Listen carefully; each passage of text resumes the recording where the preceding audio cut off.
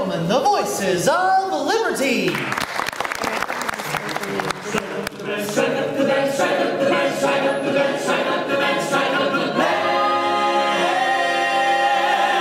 And the drums roll out, the drums roll out, trumpets roll, trumpets blow. All the people shout, strike up the band, the band. The cymbals ring, one and all, to the martial sweet. Strike up the band, there is work to be done, there's a prize. One to one God, you son of a gun, take your stand, come on and take your stand. All in line, yeah, come along, let's go. Hey leaders, strike up the band, strike up the band. Come on in here, come on in here.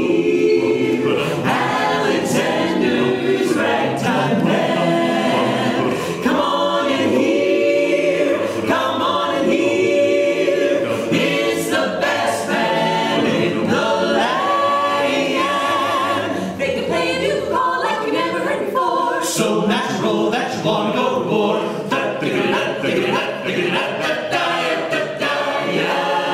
That's just the bestest band one had. Come on along, let me take you by the hand. Come on along, up to the man, up there. Who leads the band? Who is the leader of the band?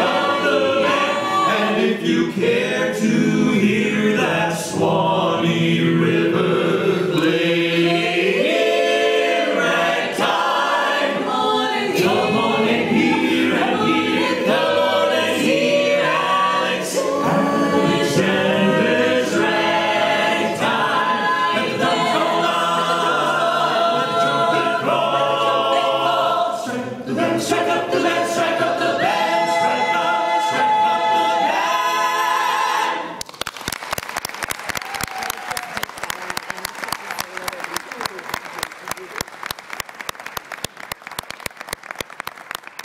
Thank you very much, ladies and gentlemen. We are the Voices of Liberty, and we welcome you to our home, the American Adventure. Hope you're having a great time with us here today at Epcot.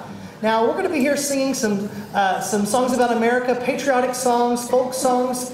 But before we continue, I'd like to get as many of you as possible to come a little bit closer. These folks on the floor have the right idea. Do us a favor, scoot all the way up to the edge of the red circle, if you will.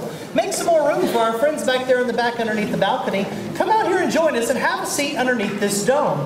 The dome over our heads enhances our sound quite a bit and makes for a much better sounding show. So now's a great time to come on in and have a seat. If you're behind us, we only face one direction during the show. You might want to come on around as well, to the sides or to the front. Yeah, just come on in and have a seat. Thank you for helping us out with that down front. We appreciate that. Well, how's everybody doing today? Are we having a good time at Epcot so far? We are having a great day, too. Excuse me.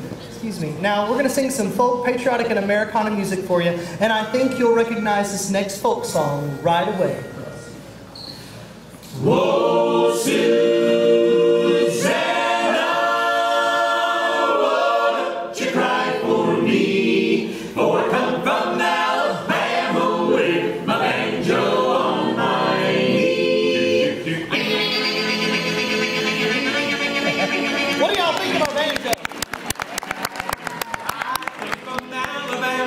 with a banjo on my knee, and I'm going to Louisiana, my true love for the sea. It rained all night the day I left, the weather it was dry. The sun so hot I froze to death. Susanna, don't you cry.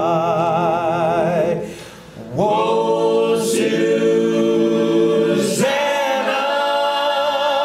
whoa, don't you cry for me, for I come from Alabama with my banjo on my knee. Well, soon I'll be in New Orleans, and then I'll look around, and when I find Susanna, I'll fall upon the ground. But if I do not find her, this man will surely die. So when I'm dead and buried, Susanna, don't you cry.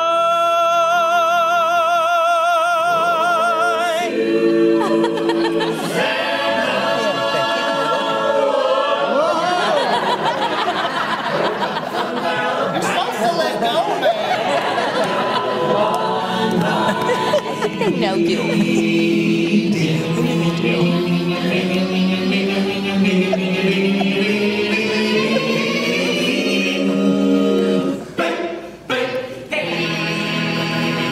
That's all.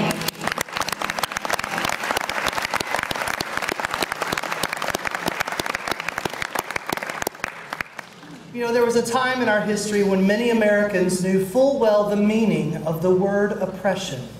But out of that oppression grew songs of hope. Here's one of those glorious songs of hope.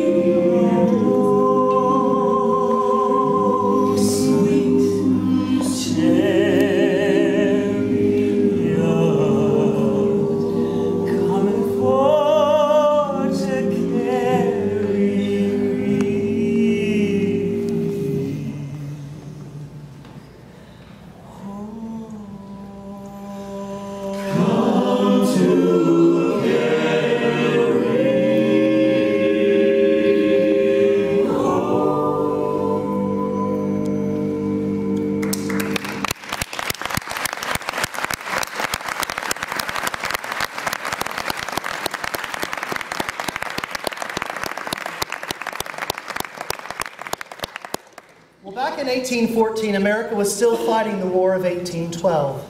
A young lawyer from Georgetown had been sent to secure the release of a doctor friend of his who was being held captive aboard a British battleship anchored in the Baltimore harbor just outside Fort McHenry.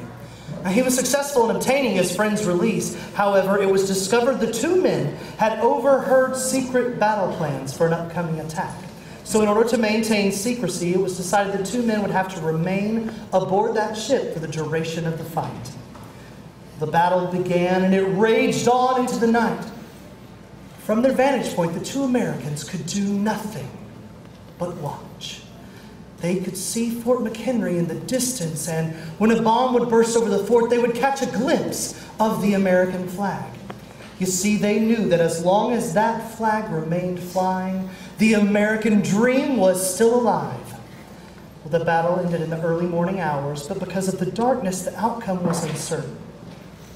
Uncertain till the next morning when the sun rose, revealing the stars and stripes, still flying proudly. Well, one of the men, the young lawyer, was so moved by all he had seen, he pulled out an old envelope, and on the back he wrote some words in the form of a poem. Words that are still very precious to us yet today. For that young lawyer's name was Francis Scott Key. And the words he penned so long ago, we still proudly call our national anthem.